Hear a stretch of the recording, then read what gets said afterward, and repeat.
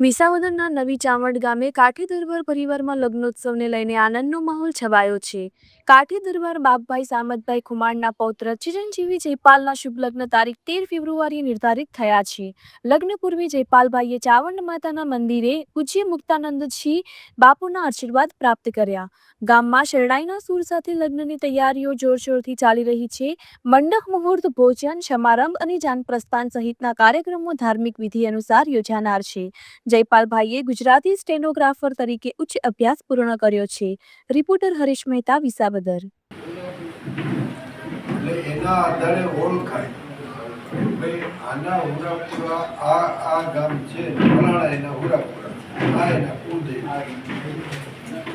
કુળદેવીના નામથી ઓળખાય. અને વંદન બધાને કરો, પણ તમારા કુળદેવી હોય એના નામ લઈને કાર્ય પ્રારંભ કરવો જોઈએ. એનું નામ કુળદેવી. આપણે વંદન ગમે ને કરીએ, ગમે ને માનતા હોય, કુળદેવીને આવી રીતે સંભળવા એટલે પરંપરા હાલી આવે છે. આખર આપણે બધા ઋષિ કુળમાંથી રહેવા. કુળ આપણા પૂર્વજો ઋષિઓ કહેવાય, ગ્રસ્તીઓને સારા વિચારોની પાયા અને ઋષિ કહેવાય. એની અટકને આધારે બધા ગોત્ર ને શાખા ને સરનેમ, અત્યારે સરનેમ કહેવાય અટક. ઘણા લોકો જે છે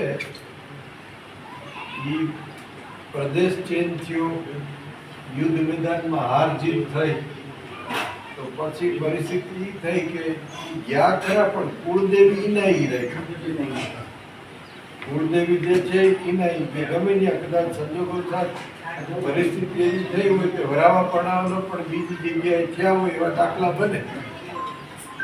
દાખલા તરીકે માનો કે આ રાઠોડ સાહેબની છે, તો એ લોકોના કુળદેવી નાગરેજી તો આપણે દાદર દાયરો છે કુળદેવી નાગરેજી. એટલે એ આવીને વસવાટ ભલે અહીં થયો, વૈરાગીને બધી વાત સાચી, પણ કુળદેવી જે છે એનાથી ઓળખાય જાય કે આ આનું ગોત્ર એક હોય છે.